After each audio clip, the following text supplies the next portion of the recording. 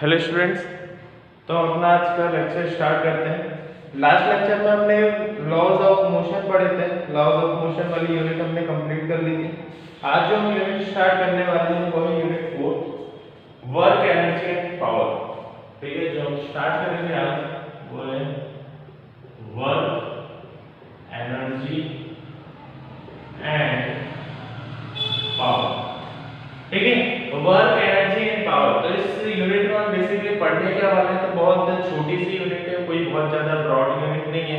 अगर हम specifically topics की बात करते हैं तो कुछ सिलेक्टेड टॉपिक्स हैं, जैसे वर्क से रिलेटेड टॉपिक होंगे, जैसे टाइप्स ऑफ वर्क कितने टाइप्स के होते हैं, एक थ्योरम रिलेटेड टू वर्क या वर्क एनर्जी थ्योरम जिसे हम बोलते हैं, जो रिलेशन बताती है वर्क में और एनर्जी में।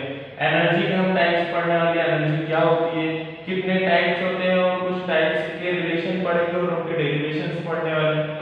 पावर के बारे में हम पढ़ने वाले हैं इस यूनिट में। अब आगे बढ़ते हैं, स्टार्ट करते हैं टाइम वेस्ट किए बिना कि वर्क बेसिकली होता क्या है। ठीक है, तो वर्क से स्टार्ट करते हैं। दिया हुआ है इसमें वर्क की अगर हम डेफिनेशन देखते हैं तो वर्क की 2 minute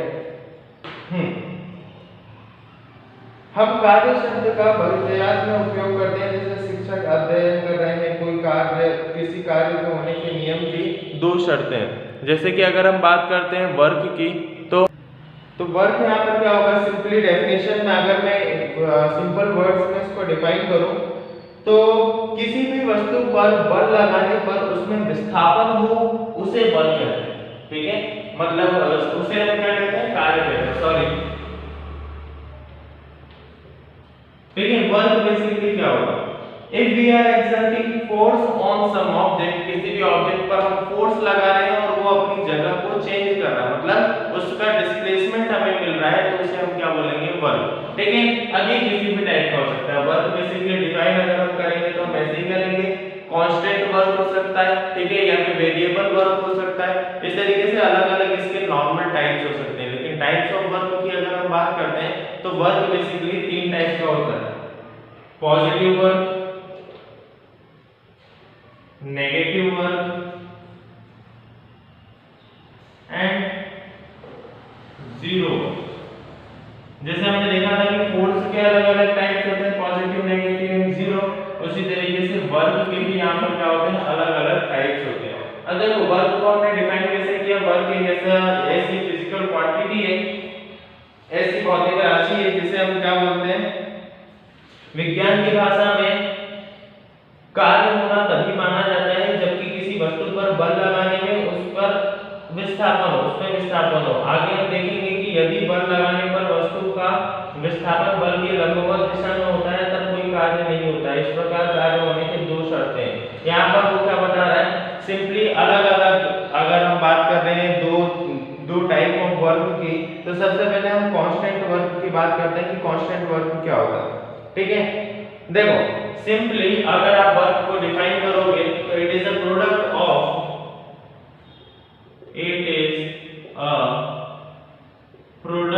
of force and displacement. ठीक है, आप क्या बोलोगे, ये एक तरीके से गुणनफल है फोर्स और डिस्प्लेसमेंट का। सिंपली अगर हम यहाँ पर वर्क को डिफाइन कर रहे हैं तो एक बॉक्स मैंने लिया है यहाँ पर, ठीक है, कुछ इस टाइप का ये बॉक्स है और इस पर मैं क्या कर रहा हूँ, फोर्स लगा रहा हूँ। ठीक है, ये अभी जिस पॉइंट पर रखा हुआ है इस पॉइंट को मैं क्या बोल रहा हूँ, ए। यहाँ पर एक पॉइंट में कंसीडर करता हूँ, इसको मैं बोलता हूँ बी। जैसे ही मैंने इसको धक्का दिया, इस पर फोर्स लगाया एफ, तो इसने अपनी जगह चेंज कर ली, ए से वो कहां चला गया, एस दूरी पर कहां पहुंच गया, वो बी पर। ठीक है, यहां पर वो बॉक्स पहुंच गया, कुछ इस तरीके से। आया समझ में? क्या किया हमने, ध्यान से देखना कि यहाँ पर एक बॉक्स रखा हुआ था ए पॉइंट पर, मैंने उस पर धक्का लगाया, धक्का लगाने की वजह से ये जो बॉक्स था इसने अपनी जगह को चेंज किया और कहां चला गया, दूसरी जगह पर चला गया। ठीक है, दूसरे पॉइंट पर चला गया, तो उन्हीं दोनों जगह के बीच की दूरी को मैं क्या बोलता हूँ, विस्थापन, उसे मैं क्या बोलता हूँ, displacement. Therefore the work is equal to force into displacement. क्या हुआ यहाँ पर, the product of force and displacement is known as work. Work को हमेशा हम क्या बोलेंगे, product of force and displacement. तो इसलिए मैंने यहाँ पर सिंपली लिख दिया W इक्वल टू क्या होता है, फोर्स इनटू डिस्प्लेसमेंट होता है। अब मान लें पॉजिटिव वर्क, नेगेटिव वर्क क्या होते हैं, जीरो वर्क क्या होता है। तो मान लो कि पॉजिटिव वर्क क्या होगा, पॉजिटिव वर्क सिंपली वही होता है कि जिस डायरेक्शन में आपने फोर्स लगाया है डिस्प्लेसमेंट भी मुझे उसी डायरेक्शन में मिल रहा है। ऐसा नहीं है कि मैं यहाँ से सिंपली क्या कर रहा हूँ, किसी भी बॉक्स को अगर मैं धक्का दे रहा हूँ तो वो उसी डायरेक्शन में आगे बढ़ रहा है, मतलब डिस्प्लेसमेंट और फोर्स की डायरेक्शन अगर सेम है, ठीक है, यहाँ पर लिख लेना आपको, मैं अभी लिख नहीं पाऊंगा क्योंकि मुझे इसी एग्जांपल से समझाना है। हमें क्या बोल रहा हूँ मैं कि अगर फोर्स की और डिस्प्लेसमेंट की दोनों की डायरेक्शन सेम होगी तो उस वर्क को क्या बोला जाएगा, पॉजिटिव वर्क बोला जाएगा। क्लियर है? अगर फोर्स की और डिस्प्लेसमेंट की दोनों की डायरेक्शन क्या होगी, यहाँ पर अपोजिट होगी तो उसे क्या बोला जाएगा, नेगेटिव वर्क। अब नेगेटिव वर्क कैसे होता है कि मान लो मैंने धक्का लगाया उस पर इधर से और वो इधर की तरफ ही, मतलब मेरा जो फोर्स था वो वहां पर कम था और उसका इनर्शिया ज्यादा था, जिसकी वजह से मैं धक्का किसी और साइड, फोर्स किसी और साइड लगा रहा हूं, लेकिन जो डिस्प्लेसमेंट है उसका वो पीछे की तरफ आ रहा है। जैसे कि अगर मैं यहाँ पर बात कर रहा हूँ फोर्स की, तो मैंने इस बॉक्स पर फोर्स लगाया F, लेकिन ये जो बॉक्स है ये A से B पॉइंट पर जाने की जगह कहां आ रहा है, C पॉइंट पर आ रहा है। ठीक है, मतलब उससे थोड़ा सा पीछे खसक रहा है, इतना ज्यादा फोर्स नहीं लगाया मैंने, देखो फोर्स लगाया है लेकिन बॉक्स का इनर्शिया ज्यादा है। और यहाँ पर अगर ये स्लोप में है तो बेसिकली ऐसा आप समझ सकते हो कि एक स्लोप दिया हुआ है और उसमें यहाँ पर एक बॉल है, ठीक है, मेटल की या फिर बहुत बड़ा यहाँ पर क्या है, पत्थर है। कोई इंसान अगर इस पत्थर को, कोई इंसान क्या कर रहा है, इस पत्थर को धक्का दे रहा है, लेकिन वो कहाँ आ रहा है, पीछे की तरफ ही आ रहा है, इतना फोर्स वो नहीं लगा पा रहा, उस पत्थर का इनर्शिया ज्यादा है और वो क्या आ रहा है, पीछे की तरफ आ रहा है। तो इसका मतलब क्या है कि यहाँ पर आपने जिस डायरेक्शन में फोर्स लगाया था, डिस्प्लेसमेंट उसकी अपोजिट डायरेक्शन में मिल रहा है, इसलिए इस वर्क को क्या बोला जाएगा, नेगेटिव वर्क बोला जाएगा। जीरो वर्क का मतलब है कि इनर्शिया और फोर्स दोनों की वैल्यू क्या है, यहाँ पर इक्वल। देखो इनर्शिया से मैं यहाँ पर कंपेयर कर रहा हूँ क्योंकि लास्ट जो चैप्टर हमने पढ़ा था लॉज ऑफ मोशन, उसमें मैंने आपको बताया था कि इनर्शिया क्या होता है, जड़त्व क्या होता है। अगर मैं इस बॉक्स पर धक्का लगा रहा हूँ, ठीक है, सिंपली मैंने इस बॉक्स पर फोर्स लगाया, अगर मेरे फोर्स की वैल्यू उस बॉक्स के इनर्शिया से ज्यादा होगी तो बॉक्स फोर्स की डायरेक्शन में क्या करेगा, मूव करेगा।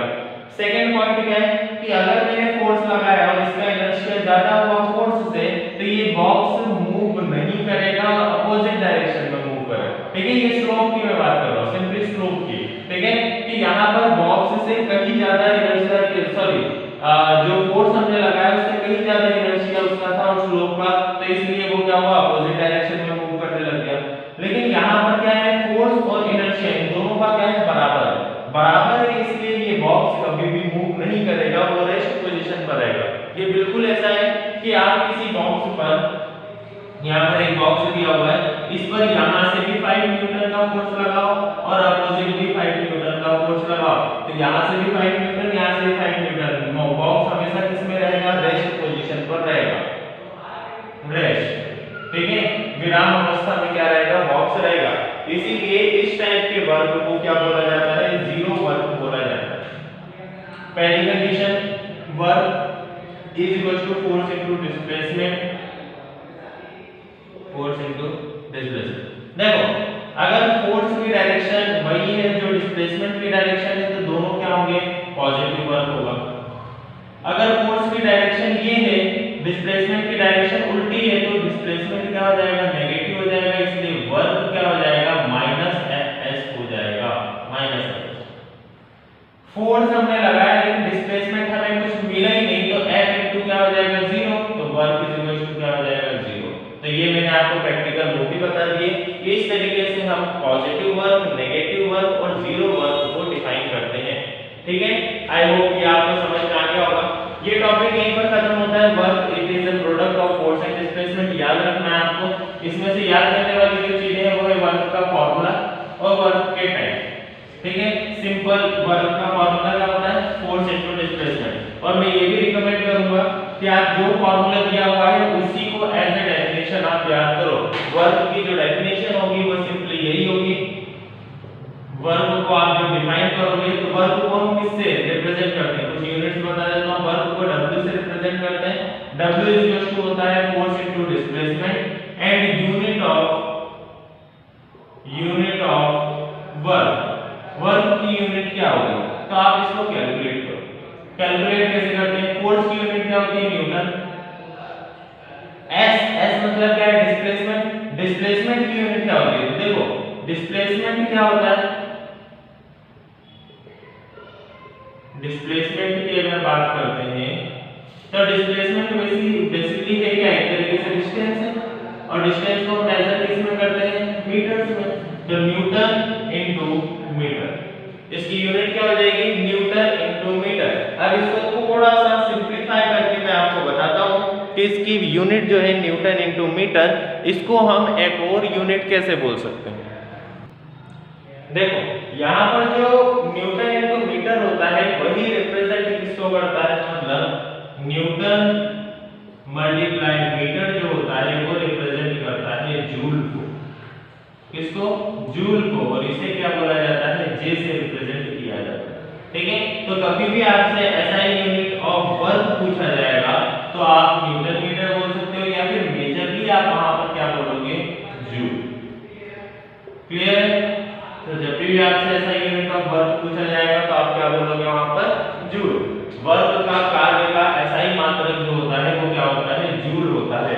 ठीक है, तो ये वर्क यहाँ पर खत्म हुआ। अब इसके फॉर्मूले को थोड़ा सा मैं डिफाइन करता हूँ कि फॉर्मूला और किस टर्म में हम लिख सकते हैं। ठीक है, देखो अगर मैं वर्क की बात कर रहा हूँ W तो क्या होता है, फोर्स इनटू डिस्प्लेसमेंट, जबकि हमें पता है कि फोर्स और डिस्प्लेसमेंट दोनों ही क्या है, एक तरीके से वेक्टर क्वांटिटी, दोनों की क्या होती है, डायरेक्शन होती है, फोर्स की भी और डिस्प्लेसमेंट की भी, इसलिए इन दोनों पर क्या लगेगा, वेक्टर।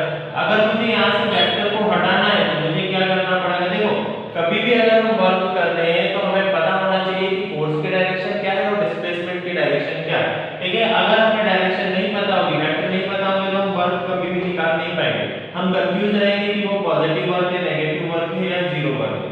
इसलिए वर्क इज इक्वल टू क्या होता है, force into displacement with their vector forms. जब आप ये वेक्टर हटाते हो, मैंने आपको वेक्टर एनालिसिस में बताया था दो तरीके के वेक्टर होते हैं।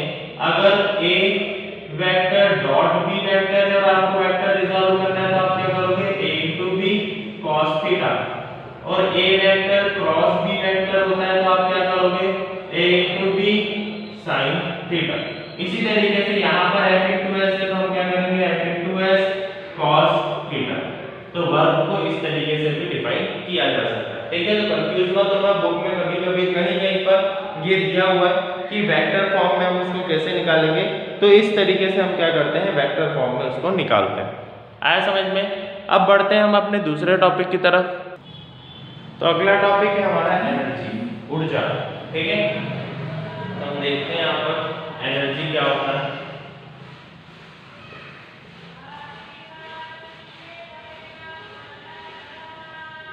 तो अब अगला जो टॉपिक पढ़ रहे हैं हमारा वो है एनर्जी। ठीक है, एनर्जी बेसिकली क्या होता है ये देखते हैं। तो energy is basically the rate of doing work. ठीक है, कि हम किस रेट से, किस दर से किसी कार्य को कर रहे हैं उसी को हम क्या बोलते हैं, एनर्जी। या फिर हम बोल सकते हैं सिंपल वर्ड्स में the capacity of doing work, कितनी कैपेसिटी है मेरी किसी काम को करने की, उसी को मैं क्या बोलता हूँ यहाँ पर, एनर्जी। आया समझ में। एनर्जी बहुत ही ज्यादा इंपॉर्टेंट टॉपिक है, इससे रिलेटेड आपने लॉ कई सारे पढ़े होंगे। ठीक है, अगर हम लॉस की बात करते हैं तो पहले आपने लॉ पढ़े होंगे कंजर्वेशन ऑफ एनर्जी के, law of conservation of energy क्या होता है, उसमें आपने पढ़ा था कि energy can nether be created nor be destroyed. तो इसी तरीके से फिजिक्स में एनर्जी का जो टॉपिक है वो काफी ज्यादा कंसेप्ट बेस्ड और काफी ज्यादा ब्रॉडली डिफाइन किया गया। ठीक है, तो एनर्जी की हम बात करते हैं तो अभी क्या है, the capacity of doing work, the capacity of doing work, क्या हम बोल रहे हैं, the capacity of doing work is called energy. अब अगर हिंदी में इसकी डेफिनेशन देखते हैं, हिंदी में इसकी डेफिनेशन देखेंगे तो क्या होती है, हिंदी में इसकी डेफिनेशन सिंपल है, किसी वस्तु के कार्य करने की कुल क्षमता को उसकी ऊर्जा कहते हैं। प्रत्येक कार्य को करने के लिए ऊर्जा की आवश्यकता होती है। तो यही हम भी बात कर रहे थे किसी वस्तु में उसकी गति, स्थिति या विन्यास के कारण जो ऊर्जा होती है उसे उसकी यांत्रिक ऊर्जा कहा जाता है।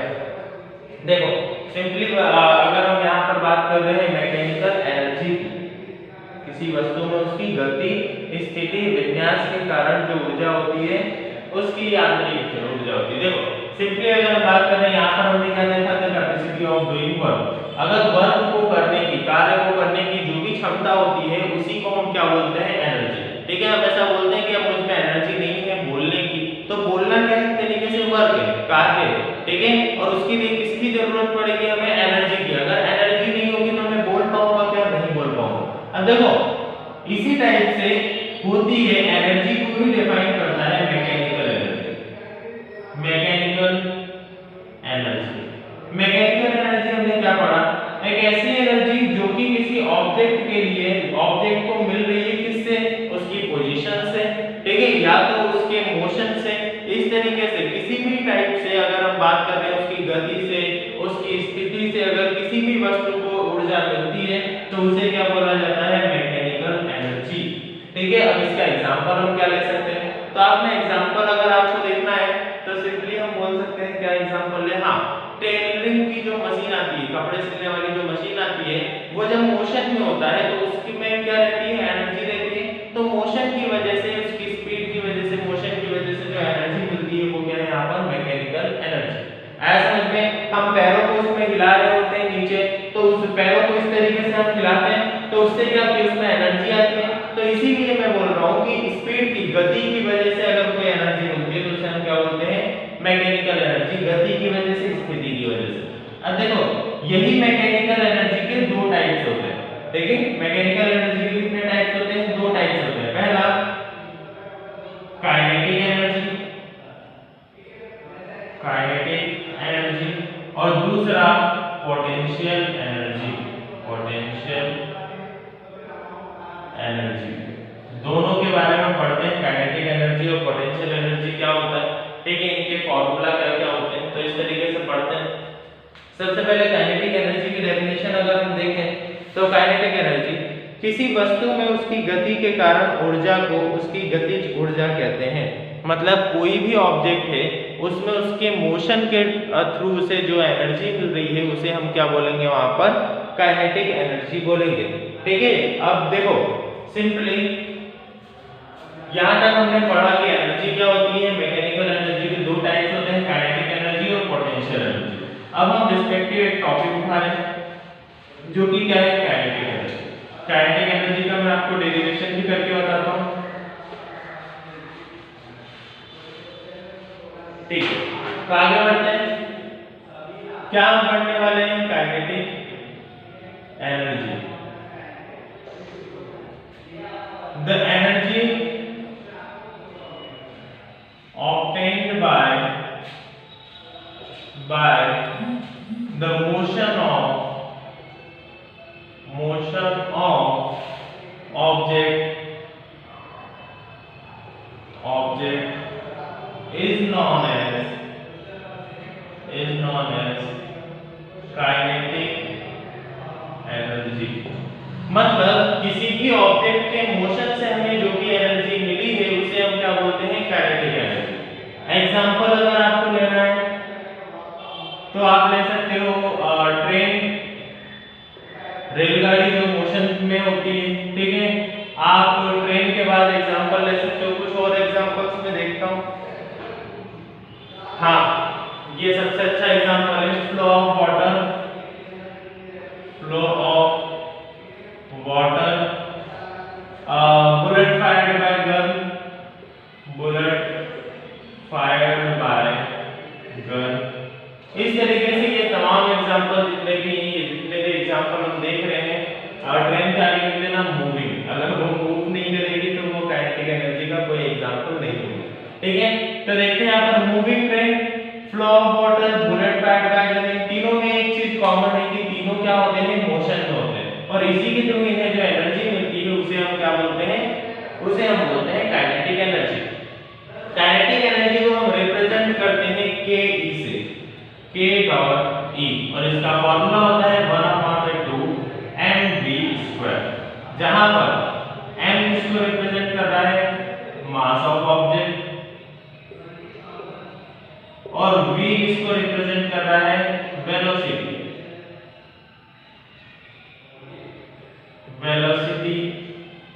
वेलोसिटी बस लिख देते हैं। वेलोसिटी का मतलब होता है वेग, मास का मतलब होता है द्रव्यमान। ठीक है, कुछ इस तरीके से हम इसको रिप्रेजेंट करेंगे। अब देखो kinetic energy is equal to 1/2 mv² होता है, तो यहाँ पर मोशन की कैसे बात हुई, तो मोशन यहाँ पर आपको दिख रहा है वेलोसिटी। अगर कोई ऑब्जेक्ट मोशन में है इसका मतलब उसकी कुछ वेलोसिटी होगी, ठीक है, उसका कुछ क्या होगा, वेग होगा, वही यहाँ पर वेलोसिटी डिफाइन कर रहा है। अब हम देखते हैं k is equal to 1/2 mv² आया कैसे। तो मैं एक सिंपल सा डेरिवेशन कर रहा हूँ, और ये डेरिवेशन इंपॉर्टेंट भी है एग्जाम पॉइंट ऑफ व्यू से, इतना आप नोट कर लेना। अब हम बढ़ते हैं डेरिवेशन की तरफ। तो डेरिवेशन बेसिकली है क्या इसका, डेरिवेशन बहुत सिंपल सा है। मैं मानता हूं कि एक ऑब्जेक्ट है जिसका मास क्या है, एन ऑब्जेक्ट हैविंग मास, मास क्या है उसका, m है, ठीक है, इज इन मोशन, ठीक है, वो किसमें है, मोशन में। An object having mass m is in motion having velocity v, ठीक है, वेलोसिटी उसकी क्या है, v है, and it decreases to 0 when an external force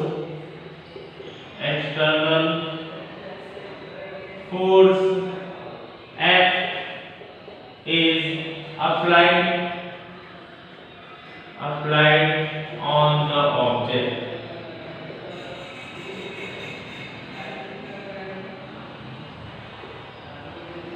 ठीक है, अब देखो it decreases to 0 लिख सकते हैं, या फिर it produces the retardation,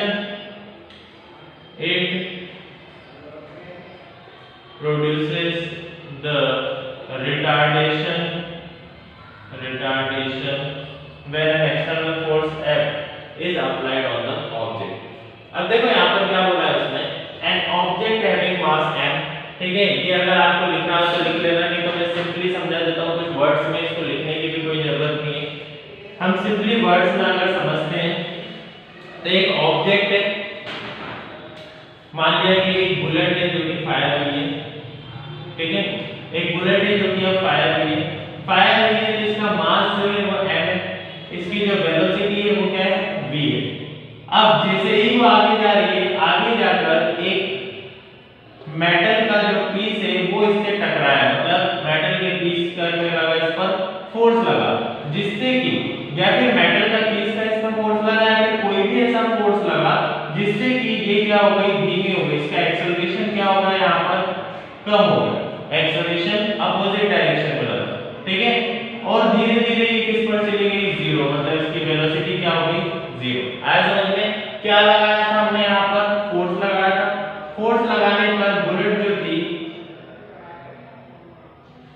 ठीक है, बुलेट जो थी यहाँ पर आने के बाद रुक गई, ठीक है, उसका वेलोसिटी क्या हो गया, 0।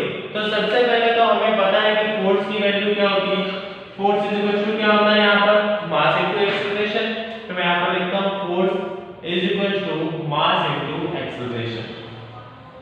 लेकिन हमें पता है कि एक्सीलरेशन यहाँ पर क्या है, अपोजिट डायरेक्शन में लगा है, F is equal to minus m into a, या फिर आप बोल सकते हो पहले m इनटू माइनस a और F is equal to m a minus. क्या किया है मैंने यहाँ पर, तो ध्यान से देखना। सबसे पहले हमें पता है V नॉट दैट, हमें पता है कि force is equal to mass into acceleration होता है, लेकिन हमें ये भी पता है कि बुलेट जब फायर हुई तो यहाँ पर फोर्स लगा, उस पर फोर्स अपोजिट डायरेक्शन में लगा, इसलिए एक्सीलरेशन भी क्या हुआ, वहां पर पीछे रिटार्डेशन हुआ, एक्सीलरेशन नहीं हुआ, वहां पर क्या हुआ, रिटार्डेशन हुआ, इसलिए एक्सीलरेशन किसमें हो गया, माइनस में, ठीक है। ये बिल्कुल ऐसा है कि एक कार चल रही थी और उसमें ब्रेक लगाया मतलब एक फोर्स लगाया, जिससे कि वो क्या हो गया, स्लो डाउन हो गया, एक्सीलरेशन उसका क्या हुआ, कम हुआ, वेलोसिटी उसकी ये थी, लेकिन वहां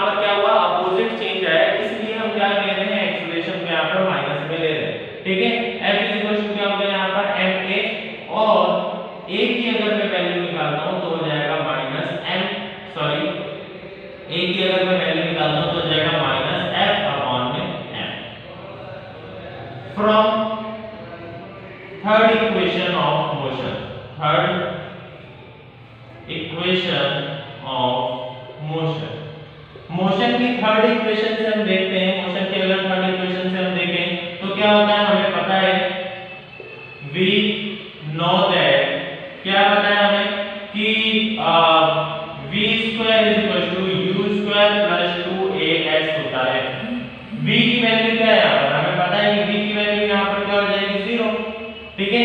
v की वैल्यू यहाँ पर क्या होगी 0, u की वैल्यू इनिशियल वेलोसिटी हमें दी हुई है कि यहाँ पर इनिशियल वेलोसिटी हमें नहीं दी, तो जो स्टार्टिंग में उसकी वेलोसिटी थी, उसकी स्टार्टिंग वेलोसिटी को हम क्या कंसीडर करेंगे यहाँ पर, स्टार्टिंग वेलोसिटी को v कंसीडर करेंगे, ठीक है।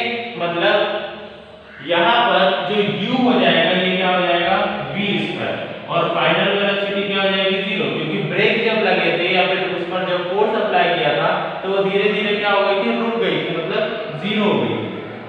प्लस 2 a की बात करें तो क्या है माइनस f अपॉन में m इनटू s, आया समझ में, इस तरीके से माइनस f अपॉन में m इनटू s हो जाएगा। v स्क्वायर हो गया, अब यहाँ पर मैं क्या करता हूँ, इसको मल्टीप्लाई करता हूँ, मल्टीप्लाई करने पर क्या होगा, v square is equal to 0 चल रहा है यहाँ पर, माइनस 2f अपॉन में m इनटू s। यहाँ पर जो m है इसको मैं इधर भेजता हूँ, तो यहाँ पर दो ब्रेक माइनस 2f को पूरा इधर भेजता हूँ, तो प्लस का 2f s अपॉन में m is equal to v square, m को मैं इधर भेजता हूँ तो 2f s is equal to m v square, 2 को इधर भेजता हूँ तो f s is equal to 1 upon में 2 m v स्क्वायर। अब देखो f इनटू s क्या है, फोर्स इनटू डिस्प्लेसमेंट, जिसको हम क्या बोलते हैं वर्क, तो w is equal to 1 upon में 2 mv स्क्वायर। इसीलिए किया गया कार्य, the capacity of doing work is known as energy, यहां पर लिख देना है ना, w इज इक्वल टू क्या होता है m इनटू s होता है। The capacity of doing work is known as energy, तो इसलिए यहां पर काइनेटिक एनर्जी किसके बराबर हो जाएगी 1 अपॉन में 2 mv स्क्वायर। आया समझ में, काइनेटिक एनर्जी किसके बराबर हो जाएगी 1 अपॉन में 2 mv स्क्वायर। अब यहाँ पर आपने देखा, सिंपली आज हम ये वाला टॉपिक यहाँ पर एंड करते हैं। अगले लेक्चर में पोटेंशियल डिफरेंस की तरफ पढ़ेंगे, सॉरी पोटेंशियल एनर्जी की तरफ पढ़ेंगे। काइनेटिक एनर्जी हमारा खत्म हो गया, पोटेंशियल एनर्जी क्या होती है उसके बारे में हम देखेंगे। तो नेक्स्ट लेक्चर में मिलते हैं, थैंक यू।